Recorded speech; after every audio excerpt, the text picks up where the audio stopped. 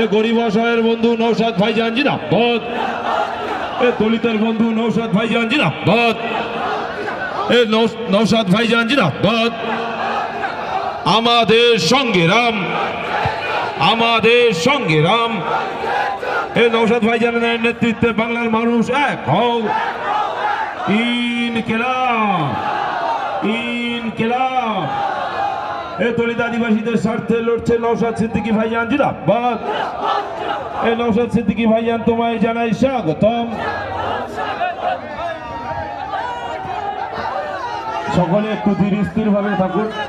আমাদের সকলের প্রাণ প্রিয় গরিব অসহায় নিপীড়িত লাঞ্ছিত বঞ্চিত মানুষের বন্ধু, সারা বাংলা যিনি শুধু গরিব মানুষের জন্য লড়াই করছেন, সংগ্রাম করছেন, সোনার গদিতে না বসে, সোনার পালঙে না বসে, পার ডে হাজার হাজার কোটি কোটি টাকা আয় রোজগার না করে তিনি আজকের এই শুধু মানুষের স্বার্থে, দেশের স্বার্থে লড়াই সংগ্রাম করে চলেছেন।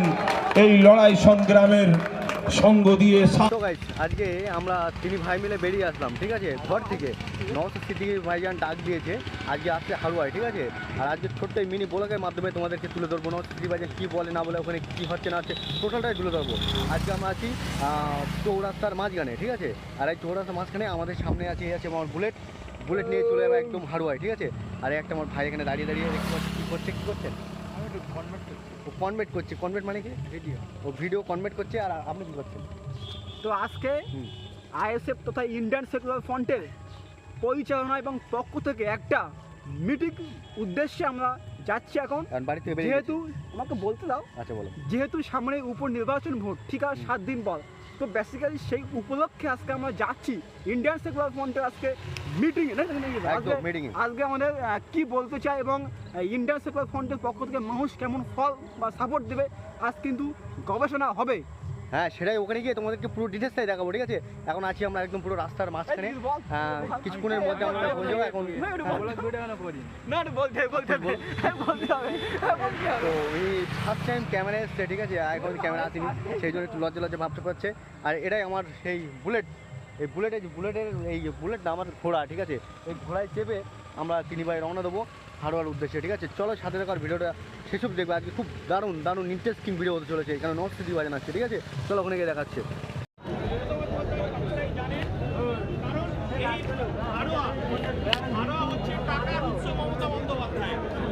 এবং লুটের টাকা আজকে এখানে গণতন্ত্রকে রোধ করা হয়েছে, গণতন্ত্রকে হরণ করা হয়েছে।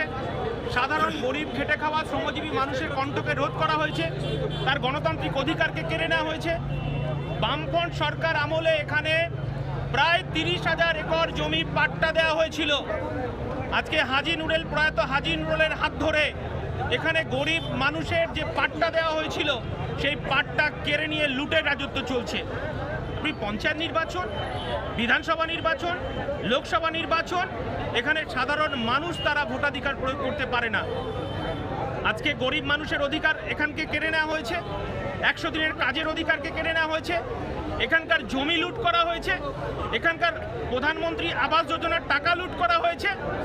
সর্বোপরি এখানকার সাধারণ মানুষের অধিকারকে লুট করেছে তৃণমূল কংগ্রেস। 13 তারিখে সেই গণনাতে আমি ছিলাম। আপনারা জানেন 6 রাউন্ড পরে গণনাতে হঠাৎ করে বলছে যে 5 লাখ ভোটে এগিয়ে আছে হাজী নুরুল ইসলাম। তারপরে আমরা গিয়ে জিজ্ঞেস করলাম আরোকে, আরও বলছে সরি আমাদের ভুল হয়ে গেছে, 6 রাউন্ড গণনাতে 6 লাখ ভোটে এগিয়ে নেই, ওটা 1 লাখ ভোটে এগিয়ে আছে, আমাদের কপি হয়ে গেছে। তাও সিঙ্গেল কপি না, ভোট ডাবল কপি হয়ে গেছে। তা আমি বললাম আমাদেরগুলো কপি হয়নি কিসের জন্য? বলছে ওটা মিস্টেক হয়ে গেছে, বাকিগুলো সেম আছে, আপনাদেরটা কপি হয়নি, ওরটাই শুধু কপি হয়েছে। তাহলে এই টিএমসি পার্টির দুর্নীতির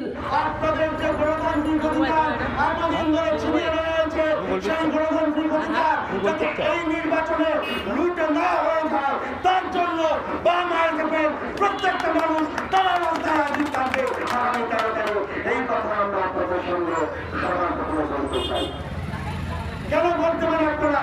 এই জন্য আপনারা বলতে পারেন যে কেন আমরা বলতে আমার এই উপনির্বাচনে ফল করছে, কেন আমরা বলতে চাই কিছু কথা। তাহলে এই যে আজকে সত্য বুঝতে হবে আপনাদেরকে। আজকে হারার নির্বাচনে কেন আজকে আমরা ভোট প্রার্থী দিচ্ছি, তার সবথেকে বড় কারণ হলো যে এই হারাকে আমরা একটা মডেল হিসেবে গড়ে তুলতে চাইছি।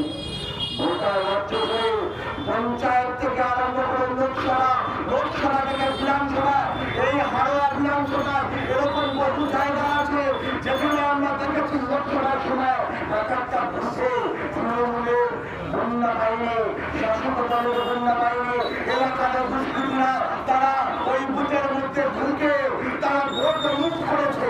এক একটা বুথে শাসক দলের যে 6টা ভোট করেছে, সেই 6টা ভোটের তালিকা দিলে আপনাদের মতো নিশ্চিত করে আমরা বিলি করি। আমি বলছি তৃণমূলের যে বন্ধুরা এখানে দাঁড়িয়ে আমাদের বক্তব্য শুনছেন, তারাও লজ্জায় মাটির নিচে শুকিয়ে যাবেন যেভাবে তারা ছাড়া করেছেন। আমরা তাই সাহায্য করেছি আইনজীবী পেয়ারুল ইসলামকে, আইনজীবী পেয়ারুল ইসলামকে প্রার্থী করেছি যে যাতে করে আপনাদের যে গণতান্ত্রিক অধিকার, ভোট দেওয়ার যে অধিকার, সেই অধিকার যাতে ছিনিয়ে আনতে পারে তার জন্য আমরা এই ক্যান্ডিডেটকে আমরা নমিনেট করেছি বিধানসভাতে। নির্বাচন হচ্ছে, এই নির্বাচনের মাধ্যমে হারাবাসীকে আজকে জবাব দিতে হবে। আজকে হারাবাসীকে এই রাজ্যের সরকার, এই রাজ্যের প্রশাসন তার সামনে একটা মুক্ত জবাব দিতে হবে। কিসের জবাব দেবেন তারা? 1 নম্বর জবাব চাইবেন, 1 নম্বর জবাব চাইবেন হারাবাসী যখন এই রাজ্যের শাসক দলের থেকে ক্যান্ডিডেট সহ বাড়ি বাড়িতে তৃণমূলের লোকেরা যাবেন। লোকেরা যাবেন কিনা আমরা জানি না, কারণ তারা হাওয়াতে বাড়ি বাড়ি প্রচারে ধ্যান ধারেন না। ওরা ভোটের দিন যে সকাল সকালে ভোট দখল করে তারা ভোটটা করে নিতে করতো, কিন্তু যদি ভুল করে তৃণমূল কংগ্রেসের কর্মী বন্ধুরা তাদের যিনি ক্যান্ডিডেট রয়েছেন তাকে নিয়ে করে হাওয়াতে যান বাড়িতে বাড়িতে, তারা হাওয়াবাসীর কাছে আমরা বাড়ির পক্ষ থেকে আহ্বান জানাচ্ছি যে প্রশ্ন করুন যে এই হাওয়াতে গত 13 বছর করে এই রাজ্যের শাসক দলের থেকে একের পর একে এমএলএ নির্বাচিত হয়েছেন, এই হাওয়ার কতটা উন্নতি তারা করলেন গত 13 বছরে? এই প্রশ্নটা হাওয়ার ভোটাররা ওকে অবশ্যই করুন যখন তৃণমূল কংগ্রেসের পক্ষ থেকে আপনাদের বাড়িতে বাড়িতে আসবে, হাত জোর করে বলবে যে 13 তারিখে তৃণমূলকে ভোটটা দিতে। তখন প্রশ্ন করুন যে কেন আজ হাওয়াতে এত বড় একটা বিধানসভা ক্ষেত্র, এই বিধানসভা ক্ষেত্রে এই অঞ্চলে শিক্ষিত ছেলেমেয়েদের উচ্চশিক্ষার জন্য স্কুলের পর একটা প্রতিগত কলেজ কেন হলো না? এই প্রশ্ন তুলুন যে কেন হাওয়ার মতো এরকম একটা ইম্পর্টেন্ট গুরুত্বপূর্ণ বিধানসভা ক্ষেত্রে স্বাস্থ্য পরিষেবার অবস্থা এইরকম দুর্বিষহে জায়গায় পৌঁছে গেছে। যদি কোনো ধরনের কোনো জটিল কোনো অসুখ হয়, বেশিরভাগে হসপিটালের নাম কলকাতা ছুটতে হয়। কেন ছুটতে হয় হাওয়াবাসীকে? কেন হাওয়ার মধ্যে একটা বিঘ্নত স্বাস্থ্য পরিষেবা পাওয়া যাচ্ছে না? এই প্রশ্নের জবাব আপনারা চান তৃণমূল কংগ্রেসের কাছ থেকে, যারা চান তৃণমূলের থেকে যে কেন এতবার এমএলএ থাকার পরও আজকে হাওয়ার মেন রাস্তাগুলো সেই অবস্থা হয়েছে, সেগুলো কেন হাওয়ার কোনো উন্নয়ন হচ্ছে না? গোটা রাজ্যের উন্নয়নের বন্যা বইয়ে দিচ্ছে রাজ্যের জায়গায় জায়গায় নাকি হচ্ছে ঘরের ঘোড়ায় নাকি উন্নয়ন দাঁড়িয়ে আছে। তাদের প্রশ্ন করুন যে কেন আমার এই হাওয়ার যে মাত্র চাষিরা আছে তাদের জীবনের উন্নয়ন কেন হচ্ছে না?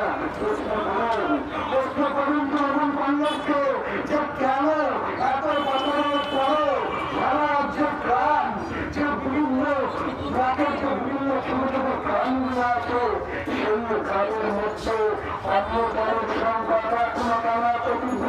এই প্রশ্ন এই নির্বাচনে যদি না করেন তাহলে জেনে রাখুন আপনাদের জীবনের যে সমস্ত সংকটগুলো বিধায়ক একজনের সমাধান করার কথা আগামী দিনেও কিন্তু তার সমাধান হবে না।